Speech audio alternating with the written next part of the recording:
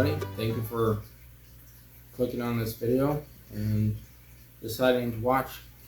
Today I'm going to be talking about the Redwing Iron Ranger.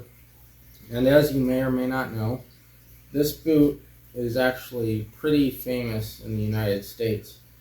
It's what they would now call a heritage boot.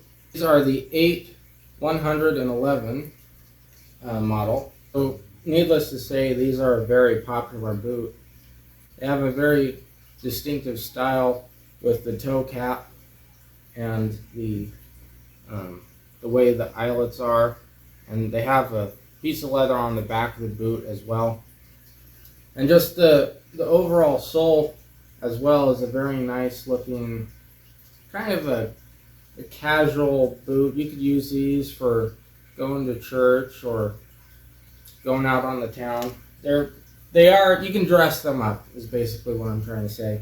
I paid in the ballpark of $300 for these. For the construction, that's a bit steep just because there are some areas on these boots that could have been put together a little bit better.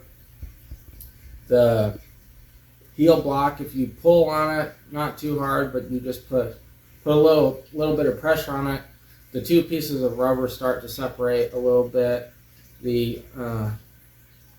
Where the Goodyear welt comes to the heel, the Goodyear welt is lifting up a little bit, and they came out of the box like that. Overall, though, I think they should sell this for somewhere around $200, just because it's basically your minimum boot. The only good part is they look good and they are durable. I've been wearing them roughly once a week for about 5 months, and there's a few scuffs on the toe, but other than that, they're pretty good. The laces are just your standard laces. There's nothing special with those. These are hard to break in, and they are very uncomfortable at times. They are painful. I've walked 4 miles in these, and I thought I had them broken in, but they weren't broken in, and I ended up getting blisters on both of my feet just because they weren't broken in, and they take a while to break in, especially if you only wear them once a week like I do. And if you was a man, you wouldn't get blisters. Hey! I would recommend these boots. They are very expensive and very uncomfortable, so for that reason, I wouldn't suggest them as beginner boots. These are more of a boot collector's boot. And they're easy to take care of. The inside is just a vegetable tanned leather. There's no synthetic insole. I do like that. They are very hard to break in, partly because of the vegetable tanned leather. They do get compliments because they look really nice. I would suggest trying to get them on sale, because $300 for this simple construction of these is really actually kind of steep.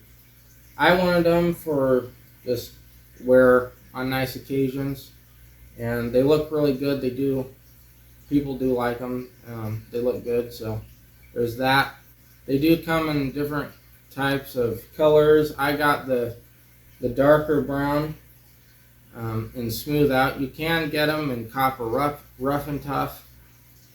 There's also, you can get rough side out. I didn't want that because I felt that the rough side out just kind of detracts from the history with these boots, and classic that way, and I wanted the classic look because I do like history.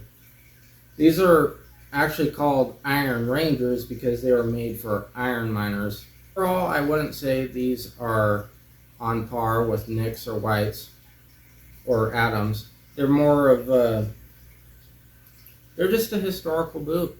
It's basically what they are at this point, and they look good, and I would say if you really want them, go for it. They're going to be very hard to break in. It's going to take a long time, but hey, you got a good pair of boots, and if you take care of them, they'll last you a long time, probably decades. Maybe even your grandchildren will have them at some point. Who knows? I bought them off Amazon just because I couldn't find them in any of the stores around here. So they are somewhat rare to find in stores. They have nickel-plated eyelets and speed hooks, which I think look really nice. And once you break them in, they're very comfortable. There's not much bad I can say about them. So get you a pair. If you like my videos, then please consider watching the other ones and subscribe.